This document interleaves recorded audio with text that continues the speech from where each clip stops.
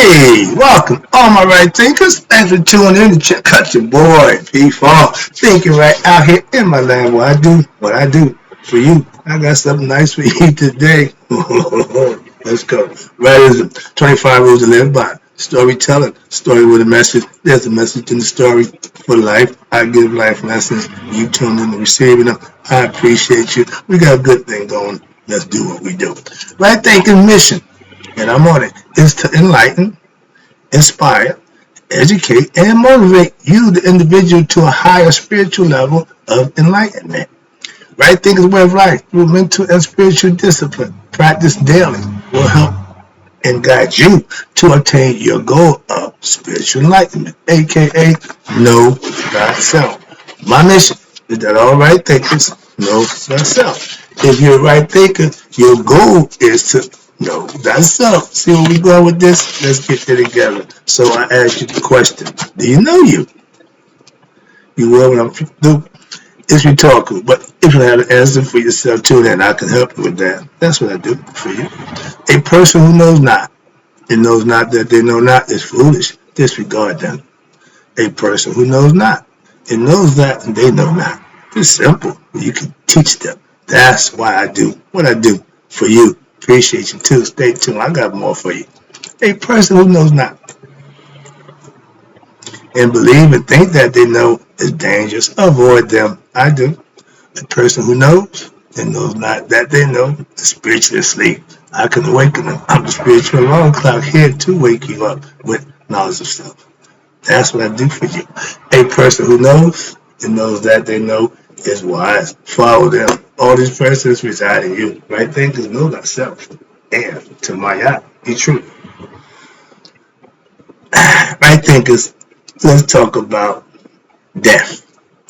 What the? Yeah, okay. Wait a minute. Near death. Don't prove what happens after death. Understand that. I had a near-death experience, and I almost forgot because it's been so long. But I remember, okay, when I hear other people's near-death experience, they all say the same thing.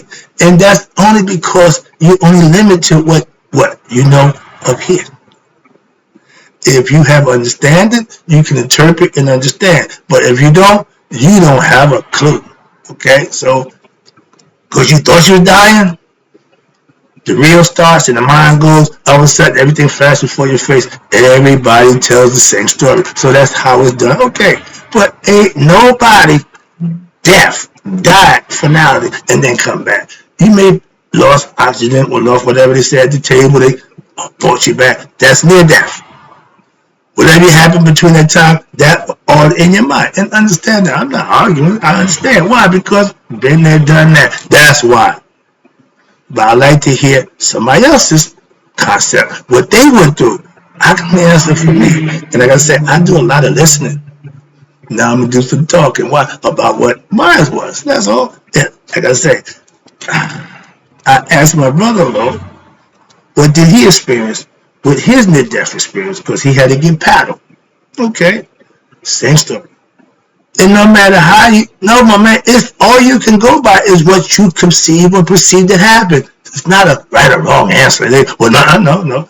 Again, it's just near death. Okay, death is final. That means ain't no coming back. No.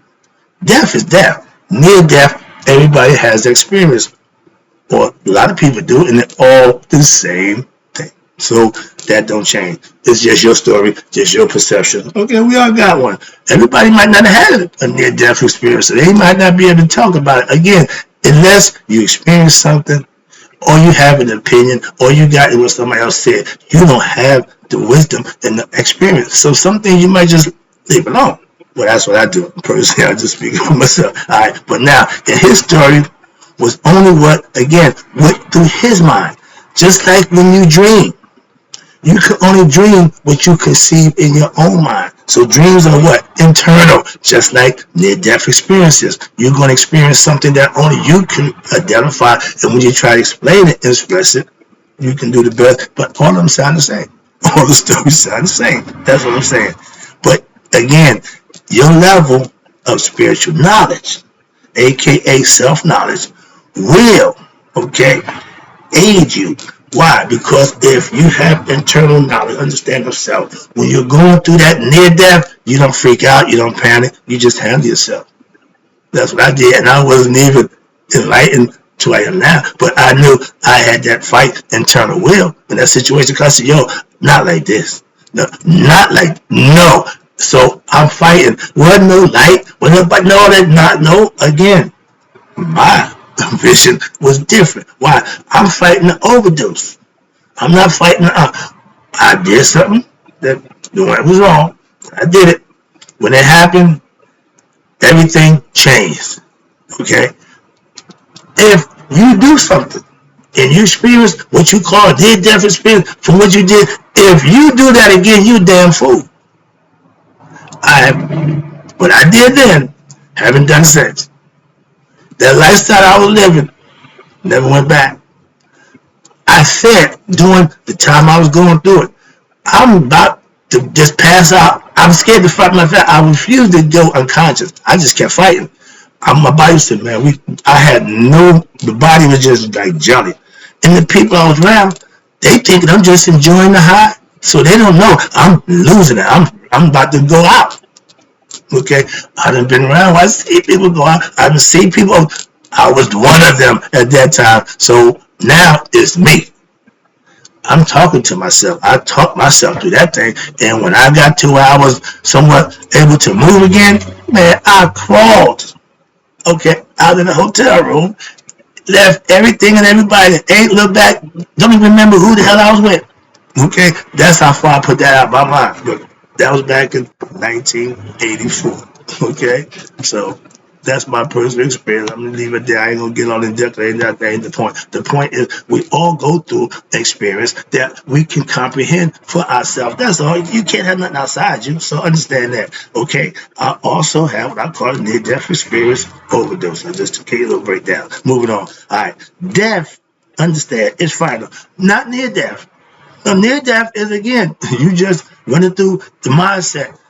When you don't come back, that's death. Okay, you coming back means what? Near death. That don't mean the same thing. That's what I keep telling myself. So this is what when I was going through it, my experience, my mindset, and because that's where I put all my focus and understanding up here. So I'm going through it. I'm working myself through that, and I fought what I call off death mentally. It could have gave in. The body already gave in. The body was just saying, "Hey, I'm done. We that's it." This kept going, okay? And watch this. I knew what was going on in my mind with my body. The body wasn't, no, the body wasn't working, okay? I'm like, oh, this ain't good. Never left the body. Never looked down for none of that nonsense. Okay, no nonsense, but that wasn't my ordeal. I'm in the body. I'm experiencing it, but the body ain't with me.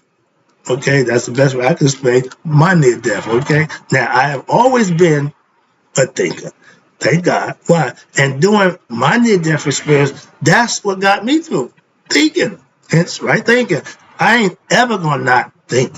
Okay, when I thought myself through, and I talked to myself again. When you're talking, if you talking, who's listening? I make that point real clear. There's a duality going up in there. That's my point. And when you get through, if you make it through what you didn't, obviously you did. Why? That's why it's called a near-death experience. So understand that. And if you had one, you can thank your lucky stars, whoever you want. But you have that experience, so you know. But that ain't death. No, don't worry about it. Don't worry about it. Death comes swift. That's it. Party's over. Okay. Well, don't worry about it. Don't worry about it. He won't for real come and knock and know. You'll never know it hits you. Watch this. I got to listen for that coming up. Now, everyone have experienced near death says the same thing. I didn't see any light personally. Okay. It was just darkness and I just heard stuff going on and my body wasn't, like I said, I had to let it crawl. I went back to the basics. I couldn't get up. I couldn't move. Can I crawl? Man, I was doing fighting, internally fighting mentally with my body. Okay. I didn't leave my body. It wasn't, I wasn't, I wasn't in the operating room. I wasn't around a bunch of lights. Okay, so no, I didn't get that experience, but I was still conscious of myself in my body. My near death was all mental, caused by what? An overdose of a drug. So it hit this. If the body just wouldn't, that's how they go. Yeah, yeah. They thought I was just, they didn't care two craps. Remember, I heard I'm there, but I'm not there. Like some people say they're in the operating table, they can hear the operating. And I got my Achilles tendons tied up with no anesthesia, so I know I can hear and understand. Couldn't faint, couldn't fall out. Why? You got to just go through this with my man. So been there too. Again, think way through it. Think your way through it. That's all you got to work with is this. Okay? And when that situation happened, that's how I handled it. While I was out, what happened? I could hear what people were doing. They were still doing what they was doing. Ain't paying attention to me. Ain't nobody said jack, boo, nothing. I felt the same way when I got away from there. Could care less, all right? But that's another story, but that's the experience. I don't need to tell you that stuff to go with that's a waste of my time. But the point was trying to get across. The people I was with, and understand this, was still getting high, still doing what they was doing. No concern for me. That's what I'm trying to show you. And when you in the house over the north, back in the day, the shooting gallery, you see guys sitting there and tied up, niggas still in their arm. Okay, they're dead or alive. Sometimes they be dead, sometimes they come back and finish and go they doing. But that's another mindset. That heroin, that drug that takes you into that state where you in a la-la land. Okay, I went there, been there, don't want to go back. So what I do? Ain't doing that again. Simple. That ain't hard to understand. Okay, now you can only experience to know what true death is to die. Okay, close don't count. Near don't count. You die, you dead. It's over. What's this? Now all the near death experience don't explain death. Why? Because they just near death. They just the real. Are someone like fasting for me? Yeah, all that good stuff. Everybody says the same thing. That's how the mind works. That's normal. Okay.